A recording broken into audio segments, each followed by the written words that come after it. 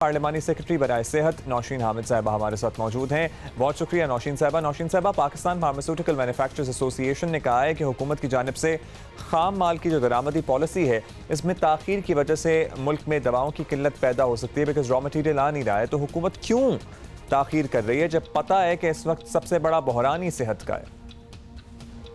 देखिए जी, पहले तो मैं ये बात क्लियर कर दूं कि ना इस वक्त कोई शॉर्टेज है और ना नियर फ्यूचर में कोई शॉर्टेज होने का इम्कान है। हाँ, लॉन्ग टर्म में ये है कि हमें इसको देखना पड़ रहा है कि जो खाम माल है वो इस वक्त कोविड की सिचुएशन की वजह से मुल्क के बहुत सारे मामलात जो हैं उनमें हमें प्रॉब्लम्स आ रही हैं, मगर गवर्नमेंट जो है ये मैं आपको श्योर कराती हूँ कि इसके ऊपर बिल्कुल वॉर फुटिंग पे काम कर रही है कि जो आने वाले दिन कुछ अरसे के बाद एक शॉर्टेज का जो इम्कान है कि वो ना हो। और इसके ऊपर जो है मीटिंग कॉल की गई है और इसके ऊपर डिटेल में डिस्कशन हो रहा है और बहुत जल्द जो है ये पॉलिसी जो है ये आपके सामने आ जाएगी। देखिए, बेहतर यही होता है कि किसी भी बहरान से पहले उसकी तैयारी कर ली जाए और उसको आने ना दिया जाए। और आप कह रहे हैं कि आप कह रही हैं कि अब गवर्नमेंट वॉर फुटिंग पे काम करी है, we are relieved to know that. लेकिन इस इश्तिहार की वार्निंग से तो एक चीज़ जाहिर हुई है ना कि अगर दवाओं की किल्लत पैदा ना भी हो तो दवाएं महंगी ज़रूर हो जा रही हैं। ऑलरेडी हमारे सामने कीमतें हैं क्या चल रही हैं, पर्टिकुलरली कोविड से रिलेटेड जो दवाएं उनकी क्या सूरत हाल है।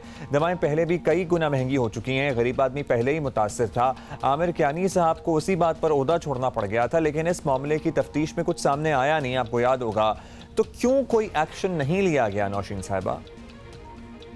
देखिए जी, प्राइसेस जो हैं वो खुद ब खुद नहीं बढ़ती हैं। आखिर एक ड्रग प्राइसिंग पॉलिसी है और ये भी मैं आपको बता दूं कि ये 2018 में जब शायद खाकान अब्बासी साहब की आखिरी कैबिनेट मीटिंग थी उसके अंदर ये ड्रग प्राइसिंग पॉलिसी को अप्रूव करके गए थे और उसके अंदर बहुत सारी जो हैं वो ऐसी खामियां थीं जिसकी वजह से फार्मास्यूटिकल कंपनीज के पास ये कुछ इख्तियारात थे जिससे वो अपनी किसी जगह पे मनमानियां करके प्राइसेस इंक्रीज़ करती थी। प्राइस जो है वो बिल्कुल इस हुकूमत की जो ख़ास तौर पे मेडिसिन की प्राइसेस जो है उसके लिए ड्रैब के अंदर जो है वो रिफॉर्म्स किए जा रहे हैं और उस ड्रग प्राइसिंग पॉलिसी को बहुत करीब के साथ जो है उसको स्टडी किया जा रहा है और उसके अंदर कुछ चेंजेस लाए जा रहे हैं। और चूँकि ये दवाइयों की प्राइस जो है ये ख़ास फार्मूला के तहत तय होती है और ये अपने आप नहीं होती, इसके अंदर कैलकुलेशंस होती हैं और उसके तहत ये एक पॉलिसी के तहत होती है और पॉलिसी बोर्ड उसका अप्रूवल देता है, उसके बाद कैबिनेट उसका अप्रूवल देती है।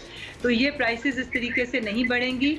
इसके अंदर जो खामियां थी ड्रग प्राइसिंग पॉलिसी 2018 में जो पिछली हुकूमत करके गई थी वो तमाम रिव्यू हो रही हैं और उसके अंदर जो कमी बेशी है जिसकी वजह से ये प्राइसेस नाजायज़ तौर पर बढ़ती थी उनको दुरुस्त किया जा रहा है और इंशाल्लाह ये आपके सामने 2-3 दिन में ये तमाम चीज़ें जो हैं वो आ जाएंगी। नौशीन हामिद साहिबा, 22 माह तो हो गए हैं, होपफुली अगले 3 साल तक ये पॉलिसी रिव्यू होने का सिलसिला ख़त्म हो जाएगा और फिर उसके बाद अगली हुकूमत आएगी, वो फिर सोचेगी कि पिछली हुकूमत ने जो रिव्यू किया है उस पर इम्प्लीमेंट कर लेते हैं और 5 साल शायद में भी यूँ ही गुजर जाएँ। It's quite a lot of time that has already been spent.